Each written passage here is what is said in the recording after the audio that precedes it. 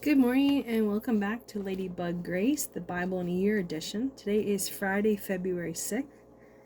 Today we're going to be going into Exodus 19 and 20, Psalm 34, Mark 14, and then we'll double back for Proverbs 6, as which I've mentioned in the past few days. Proverbs is duplicating this month because there's only so many books in that series. So we'll take a minute here to get situated. I thought I was ready, but I'll be right back. Okay, so Exodus 19 is giving the law at Mount Sinai. On the first day of the third month after the Israelites left Egypt, on that very day, they came to the desert of Sinai. After they set out from Rephidim, they entered the desert of Sinai, and Israel camped there in the desert in front of the mountain. Sorry, give me 1 second. I keep getting distracted. Then Moses went up to God, and the Lord called to him from the mountain and said, "This is what you are to say to the descendants of Jacob, and what you are to tell the people of Israel. You yourselves have seen what I did to Egypt, and how I carried you on eagle's wings and brought you to myself. Now, if you obey me fully and keep my covenant, then out of all nations you will be my treasured possession. Although the whole earth is mine, you will be for me a kingdom of priests and a holy nation. These are the words you are to speak to the Israelites." So Moses went back and summoned the elders of the people and set before them all the words the Lord had commanded him to speak. The people all responded together, "We will do everything the Lord has asked." So Moses brought their answers back to the Lord. The Lord said to Moses, "I am going to come to you in a dense cloud, so that the people will hear me speaking with you and will always put their trust in you." Then Moses told the Lord what the people had said, and the Lord said to Moses, "Go to the people and consecrate them today and tomorrow. Have them wash their clothes, and be ready by the third day. Because on that day the Lord will come down on Mount Sinai in the sight of all the people. Put limits for the people around the mountain and tell them, 'Be careful that you do not approach the mountain or touch the foot of it. Whoever touches the mountain is to be put to death. They are to be stoned or shot with arrows. Not a hand is to be laid on them. No person or animal shall be permitted to live. Only when the ram's horn sounds a long blast may they approach the mountain.'" After Moses had gone down the mountain to the people, he consecrated them, and they washed their clothes. Then he said to the people, "Prepare yourselves for the third day. Abstain from sexual relations." On the morning of the third day there was thunder and lightning, with a thick cloud over the mountain, and a very loud trumpet blast. Everyone in the camp trembled. Then Moses led the people out of the camp to meet with God. They stood at the foot of the mountain. Mount Sinai was covered with smoke, because the Lord descended on it in fire. The smoke built up from it like smoke from a furnace, and the whole mountain trembled violently. As the sound of the trumpet grew louder and louder, Moses spoke, and the voice of God answered him.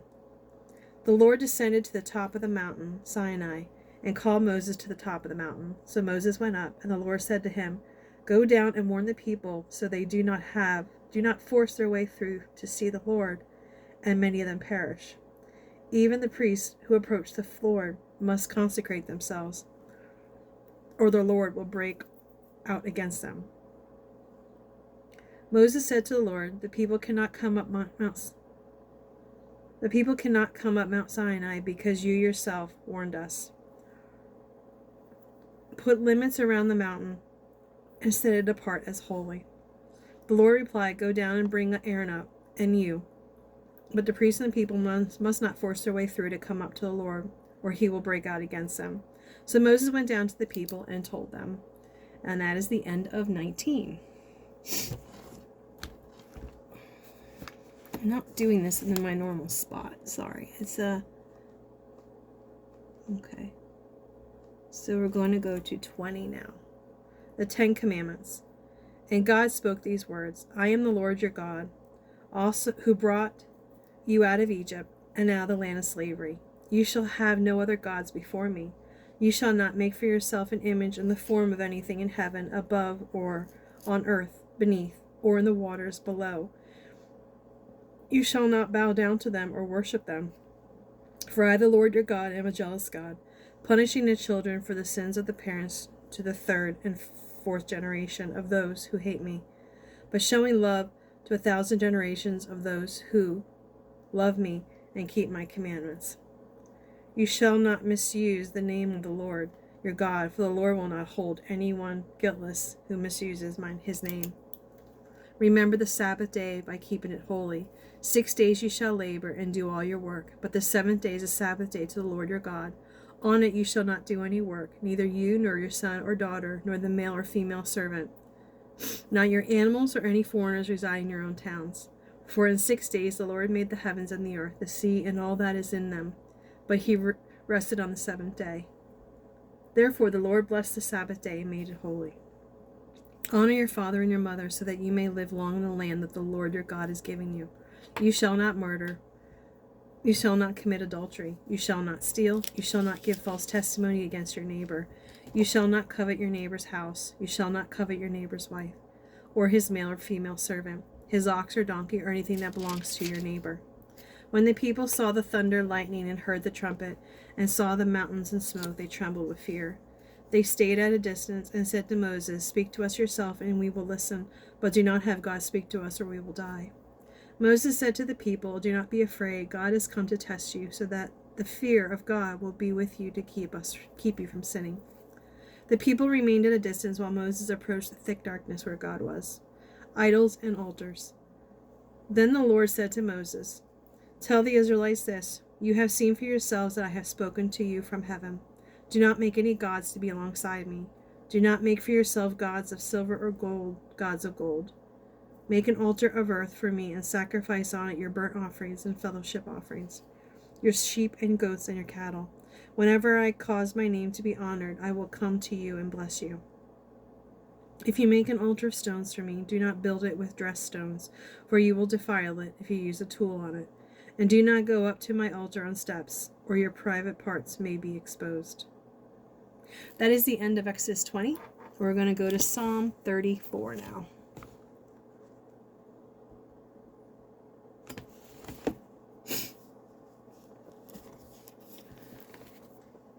The theme is God pays attention to those who call on him. Whether God offers escape from trouble or help in times of trouble, we can be certain that he always hears and acts on behalf of those who love him. I will extol the Lord of all times. His praise will always be on my lips. I will glory in the Lord. Let the afflicted hear and rejoice. Glorify that Lord with me. Let us exalt his name together. I sought the Lord. Sorry, I just gotta do one thing.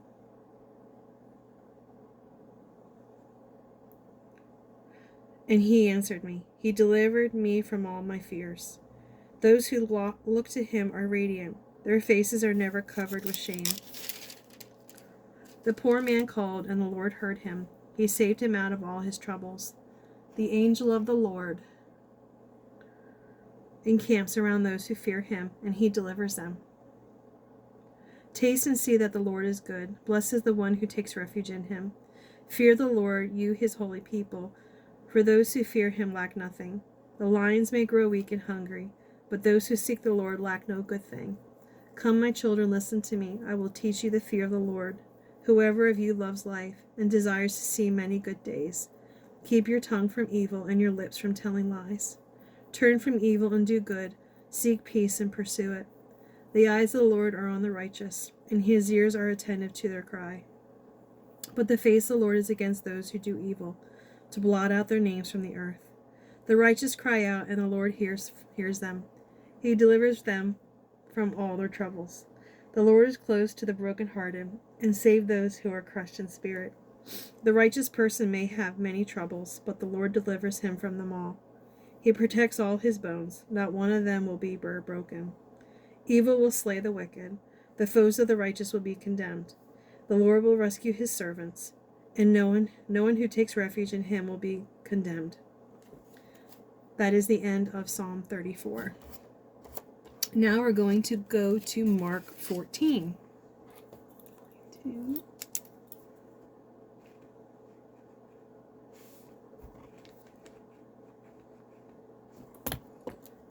Mark 14. Come on, where's Mark 14? There we are. Death and resurrection of Jesus, the servant. A little background on this. Mark tells us about Jesus' ultimate deed of servanthood, dying for us on the cross. Jesus died for our sins so we wouldn't have to. Now we can have eternal fellowship with God instead of eternal suffering and death. When first written in Rome, the gospel was encouraging to Roman Christians during times of persecution. Christ's victory through suffering can encourage us during difficult times too. Religious leaders plot to kill Jesus. Now the Passover and the festival of unleavened bread were only 2 days away, and the chief of priests and the teachers of the law were scheming to arrest Jesus secretly and kill him. But not during the festival, they said, or the people may riot. Oh, I didn't realize.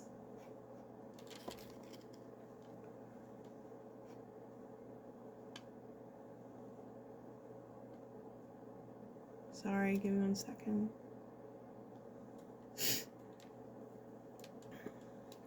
A woman anoints Jesus with perfume.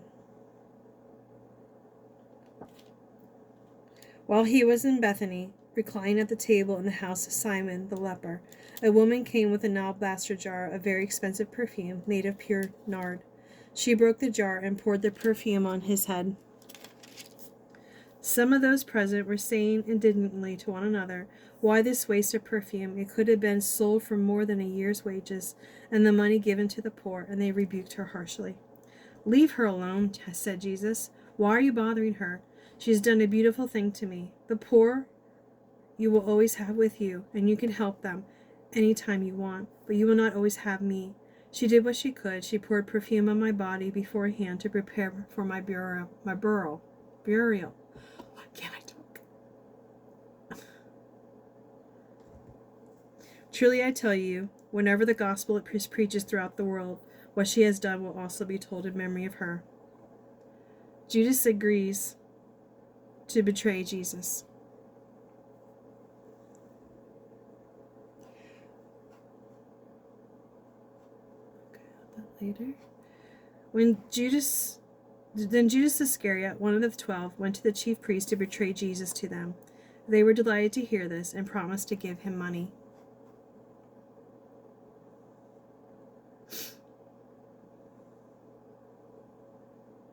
So he watched for an opportunity to hand him over. Sorry, I'm multitasking. Disciples prepared for the Passover. On the first day of the festival of unleavened bread, when it was customary to sacrifice the Passover lamb, Jesus' disciples asked him, "Where do you want us to go and make preparation for you to eat Passover?" So he sent 2 of his disciples, telling them, "Go into the city, and a man carrying a jar of water will meet you. Follow him. Say to the owner of the house he enters, 'The teacher asks, where is my guest room, where I may eat the Passover with my disciples?' He will show you a large room upstairs, furnished and ready. Make preparation for us there." The disciples left, went up into the city, and found things just as Jesus had told them. So they prepared the Passover. Jesus and disciples share the Last Supper. When evening came, Jesus arrived with the 12. While they were reclining at the table eating, he said, "Truly I tell you, one of you will betray me, the one who is eating with me." They were saddened, and one by one they said to him, "Surely you don't mean me?" "It is one of the 12. He replied, "One who dips bread into the bowl with me. Then Son of Man will go just as it is written about him. But woe to that man who betrays the Son of Man. It would be better for him if he had never been born."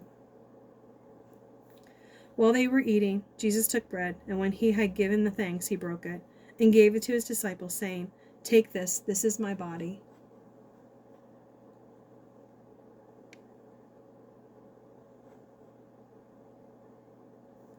Then he took a cup, and when he had given thanks, he gave it to them, and they all drank from it. "This is my blood of the covenant, which is poured out for many," he said to them. "Truly I tell you, I will not drink again from the fruit of the vine until the day when I drink it new in the kingdom of God." When they had sung a hymn, they went out to the Mount of Olives. Jesus again predicts Peter's denial. You will all fall away, Jesus told them, for it is written, I will strike the shepherd, and the sheep will be scattered. But after I have risen, I will go ahead of you into Galilee. Peter declared, Even if all fall away, I will not. Truly I tell you, Jesus answered, Today, yes, tonight, before the rooster crows twice, you yourself will disown me 3 times. But Peter insisted emphatically, Even if I have to die with you, I will never disown you. And all the others said the same. Jesus agonizes in the garden. They went into a place called Gethsemane, and Jesus said to his disciples, Sit here while I pray. He took Peter, James, and John along with him, and he began to be deeply distressed and troubled. My soul is overwhelmed with sorrow to the point of death, he said to them. Stay here and keep watch. Going a little further, he fell to the ground and prayed that if possible the hour might pass from him. Abba, Father, he said, everything is possible for you. Take this cup from me, yet not what I will, but what you will. Then he returned to the disciples and found them sleeping. Simon, he said to Peter, are you asleep?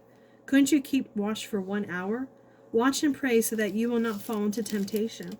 The spirit is willing, but the flesh is weak. Once more he went away and prayed the same thing. When he came back, he found them sleeping again, because their eyes were heavy. They did not know what to say to him. Returning the 3rd time, he said to them, Are you still sleeping and resting? Enough. The hour has come. Look, the Son of Man is delivered into the hands of sinners. Rise, let us go. Here comes my betrayer. Jesus is betrayed and arrested.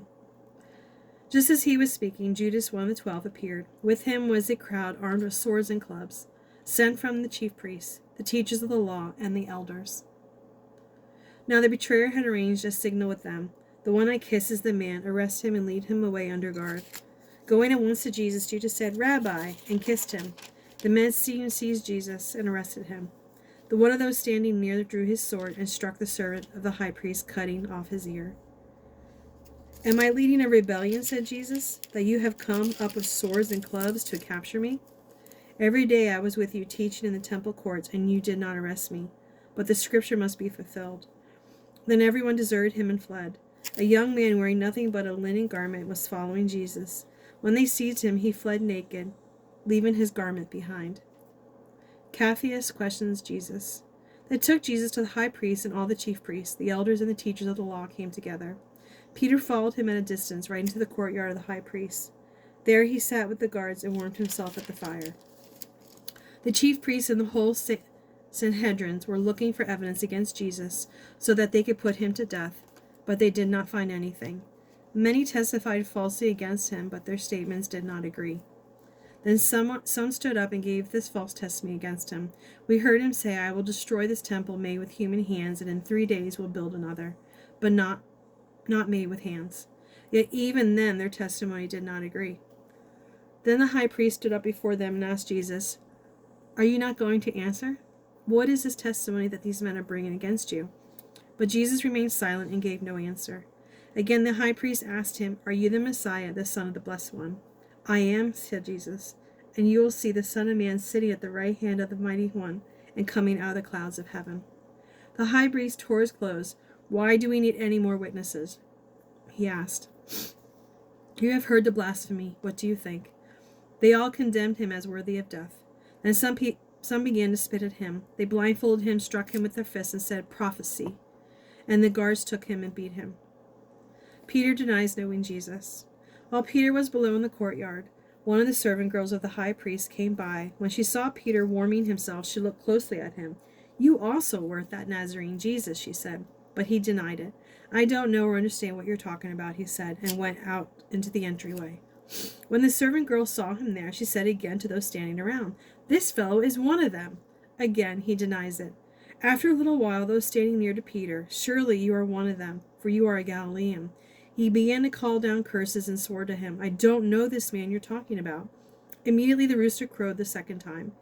Then Peter remembered the word Jesus had spoke to him. Before the rooster crows twice, you will disown me 3 times. And he broke down and wept. That is the end of Mark 14. If you want to continue on listening, I'll go into Proverbs 6, but as I mentioned, it is was read last month. But you're welcome to stay on. If you're leaving, thank you for joining me and have a blessed day. Now to Proverbs 6. Warning against folly. My son, if you have put up security for your neighbors, if you have shaken hands and pledged for a stranger, you have been trapped by what you said, ensnared by the words of your mouth. So do this, my son, to free yourself. Since you have fallen into your neighbor's hands, go to the point of exhaustion, and give your neighbors no rest. Allow no sleep to your eyes, no slumber to your eyelids. Free yourself like a gazelle from the hand of the hunter, like a bird from the snare of the fowler. Go to the ant, you sluggard, consider its ways and be wise. It has no commander, no overseer or ruler. Yet it stores its provisions in summer and gathers its food to harvest. How long you will lie there, you sluggard? When will you get up from your sleep? A little sleep, a little slumber, a little folding of the hands to rest, and poverty will come on you like a thief, and scarcity like an armed man. A troublemaker and a villain who goes about with corrupt mouth, who winks maliciously with his eyes, signals with his feet, and motions with his fingers, who plots evil with deceit in his heart. He always stirs up conflict. Therefore disaster will overtake him in an instant. He will suddenly be destroyed without remedy. There are 6 things the Lord hates, 7 that are detestable to him: haughty eyes, a lying tongue, hands that shed innocent blood, a heart that devises wicked schemes, feet that are quick to rush into evil, a false witness who pours out lies, and a person who stirs up conflict in the community. Warning against adultery. My son, keep your father's commands, and do not forsake your mother's teaching. Bind them always on your heart, fasten them around your neck. When you walk, they will guide you. When you sleep, they will watch over you. When you awake, they will speak to you. For this command is a lamp, this teaching is a light, and correction and instructions are the way to life, keeping you from the neighbor's wife, from the smooth talk of a wayward woman. Do not lust in your heart after her beauty, or let her captivate you with her eyes. For a prostitute can be had for a loaf of bread, but another man's wife preys on your very life. Can a man scoop fire onto his lap without his clothes being burned? Can a man walk on hot coals without his feet being scorched? So is he who sleeps with another man's wife. No one who touches her will go unpunished. People do not despise a thief if he steals, to satisfy his hunger when he is starving. Yet if he is caught, he must pay 7-fold, though it cost him all the wealth of his house. But a man who commits adultery has no sense. Whoever does so destroys himself. Blows and disgrace are his lot, and his shame will never be wiped away. For jealousy arouses a husband's fury, and he will show no mercy when he takes revenge. He will not accept any compensation. He will refuse a bribe, however great it is. Well, thank you for joining me today for Bible in a Year. I know it went a little long. I kept getting distracted with something. But have a wonderful day, everybody. Talk to you soon.